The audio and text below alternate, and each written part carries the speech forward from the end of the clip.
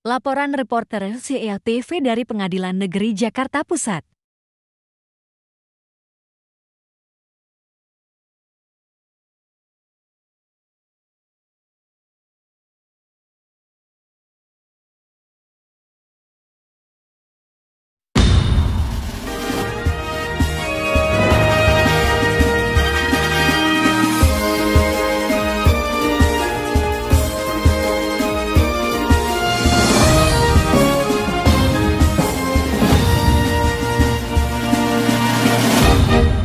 Sejak saya jadi lawyer ya, baru pertama kali mendapatkan pengalaman surat dakwaannya sampai 313 halaman, dan tidak lazim juga ada lampiran di dalam surat dakwaan. Kalau dakwaan itu kan harusnya dakwaan aja, tangan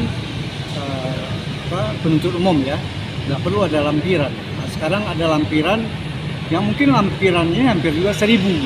Itu nggak lazim. Apakah tujuannya untuk memperlihatkan, mengesankan bahwa begitu hebatnya nih dahsyat ya, luar biasa ya, dakwaan terhadap si luar biasa ya. Sebenarnya kalau toh memang menurut penuntut umum ini adalah sesuatu hal yang memang pantas diajukan, silakan, tapi tidak perlulah terlalu berlebihan yang mengesankan sesuatu seolah ini sangat biasa. Saya selama ini paling banyak dakwaan itu 50 kita anggap udah sangat banyak halamannya. Ini 313 halaman. Kita nggak tahu, kita coba aja apakah dia sanggup baca sampai nanti atau hakimnya enggak. Kalau kita lihat aja gitu. Kalau dia sanggup bisa. Nanti berkas juga dikasih. Untuk BAP berkas pendukung baru kita terima setelah hari ini. Oh, hari ini. Nah, jadi kita belum bisa, dan ya oleh karena itu ya mungkin kita meminta waktu yang cukup untuk eksepsi gitu. Nggak mungkin seminggu. Ya kan? Lihat berkas banyak itu, tambah lagi mungkin BAP-nya 1000 ribuan halaman juga kan. Dakwaan dari penuntut umum tadi, kalau penilaian Abang sebagai kalau menurut saya banyak persepsi dia. Bagaimanapun Edi Mulyadi adalah orang pers, dia wartawan, ya kan. Jadi dia punya penilaian. Jadi lebih banyak tadi itu bukan fakta, lebih banyak juga pendapat yang sudah kayak masuk masuk tuntutan jaksa. Jadi kesimpulan dari penuntut umum. Jadi bukan ranah surat dakwaan lagi. Jadi udah bercampur dengan seperti tuntutan jaksa, jadi seolah mengesankan seperti itu. Tapi ya itu hak anunya mereka lah, punya dakwaan terdakwa. Jadi tinggal kesempatan kita untuk membuat eksepsi nanti ya. Apa yang menurut kita tidak benar, tidak pantas. Untuk agenda sidang selanjutnya kan, Pak? Ya tentunya setelah ini tentunya kita akan ajukan eksepsi. Kita nggak tahu, kalau kita ya coba minta paling nggak 3 minggu. 3 minggu, Ya mungkin dikabulkan 2 minggu syukur, kalau dikabulkan 3 minggu ya syukur. Tapi sudah pelajarin dulu. Keberatan terlalu mepet Pak ya. Mepet banget, berat. Sampai ribuan gitu, pelajarin dulu kan. Bagaimana harapan Pak? Harapan terhadap perkara Edi Mulyadi gimana, Pak? Harapannya itu aja, supaya majelis hakim tidak terpengaruh terhadap banyaknya jumlah halaman dakwaan dengan lampiran-lampiran. Yang lampiran itu kalau kita perhatikan adalah pendapat-pendapat media sosial, itu ya kan? Kecuali sedangkan selama ini yang lampiran itu berita acara saksi gitu kan, atau ahli. Nah itu pun tidak dilampirkan dalam dakwaan.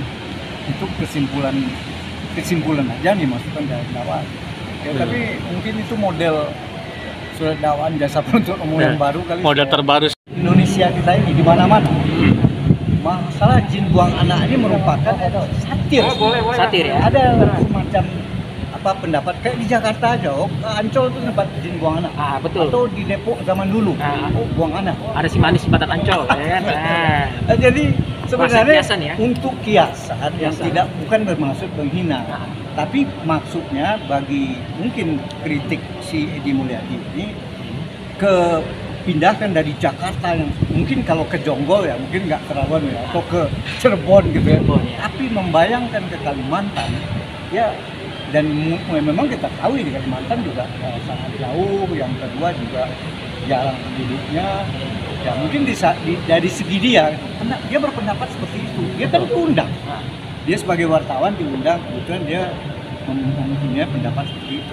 Tapi sebagian besar yang dikutip dalam dakwaan tadi adalah pengembangan pendapat-pendapat opini dia di YouTube, berita-berita dia di YouTuber itu memang banyak. Pendapat beberapa berita dia analisa, dia aja pelihara. Dia beberapa pendapat, misalnya siapa yang berpendapat, dia analisa, dia buat semacam tajuk rencana. Ya kan? Itu hal yang dibolehkan. Ya, kebebasan berpendapat, kebebasan masyarakat berekspresi. Kalau ini nggak hati-hati juga kita langsung terbungkam, itu membahayakan juga demokrasi gitu. Artinya Pak Edi Mulyadi ini mengumpulkan fakta. Kalau yang bohong itu sesuatu yang tidak benar. Kalau dia sebagai pers kemudian membuat analisa, kadang nggak tepat, itu dimungkinkan, mana mungkin bisa benar semua. Jadi suatu hal yang memang kita harapkan supaya Majelis punya keberanian moral dalam ini, kan bagaimanapun dimensinya politis. Bagaimanapun kalau kita lihat perkara ini, mungkin masyarakat sendiri yang Kalimantan yang mungkin ada yang udah memaafkan, karena mungkin bisa nyadari juga gitu. Tapi ya kalau ini dilanjutkan, diproses, dibuat pasal-pasal berlapis, seolah ini bisa ancaman maksimalnya kan 10 tahun itu. Dalam pasal beberapa pasal undang-undang pidana itu kan. Nah, kalau ini yang harus hati-hati, dan Majelis juga semoga kita Majelis juga mendapatkan mengadili secara benar dan tidak terpengaruh dengan. Yang penting kita lihat aja faktualnya. Agenda selanjutnya kapan? Siap. Jadi setelah dicek, itu pun belum detail, dicek sama tim kita, masih banyak misalnya laporan polisi detail nggak ada, nggak ditemukan. Apakah JPU tidak semua memasukkan berkas atau bagaimana, kita nggak tahu. Kita lihat aja. Kalau memang banyak yang nggak benar, nggak ada di dalam fakta persidangan, seharusnya ya kalau memang nggak kuat, kan hakim udah bilang, ini nggak kuat, saya bebaskan. Kecuali kalau memang ini ya cukup tentu. Cuma yang kita pertanyakan tadi, seperti surat dakwaan. Dari awal kan saya bilang, kalau dihitung hampir 1000 halaman. Betul. Di luar 313. Tujuannya apa? Jaksa ini tujuannya apa? Apakah untuk mengesankan kepada publik, wah ini perkara ini hebat, tapi kita menganggap justru jaksa penuntut umum tidak pede menghadapi kasus ini. Artinya kasus ini masih prematur. Kalau dari kacamata hukum pengacara, kuasa hukum, bagaimana ya? Sebenarnya tidak patut. Tidak patut, apalagi kalau misalnya benar orang-orang Kalimantan nggak memaafkan. Betul. Ya kan ada justice, apa istilahnya kalau orang dimediasikan oleh Kapolri kan? Pernah. Padahal berapa kali dia udah minta maaf. Nah, kalau hanya masalah kebebasan berpendapatnya yang diadili, itu sebenarnya ya nggak relevan. Betul. Akan mematikan demokrasi kalau itu yang. Karena ada freedom of speech, Pak. Iya. Asas demokrasi. Iya. Kalau itu dianukan, membahayakan demokrasi. Apalagi dari Pak Edi Mulyadi sudah membantah bahwa dia tidak bilang apa tadi itu cuman berisik kata dia kan. Bukan apa tadi dia mengusik gitu ya. Itu hak dia. Hak dia ya. Hak dia sebagai orang pers menyampaikan pendapat dia atau mengutip, kan itu YouTube itu kan memang beberapa pendapat yang dianalisa sama dia. Seperti dalam pers kan ada editorial ya, tajuk wacana. Nah, itu boleh-boleh saja. Sistem redaktor namanya kompilasi. Iya, jadi kalau ini dipaksakan, ini artinya membungkam peradilan politik dan membungkam demokrasi. Pers juga. Ya, membungkam pers, bahaya. Bahaya Pak ya. Membahayakan. Okay. Siap. Sedangkan sekarang aja pers yang mainstream, banyak yang penakut, ya kan?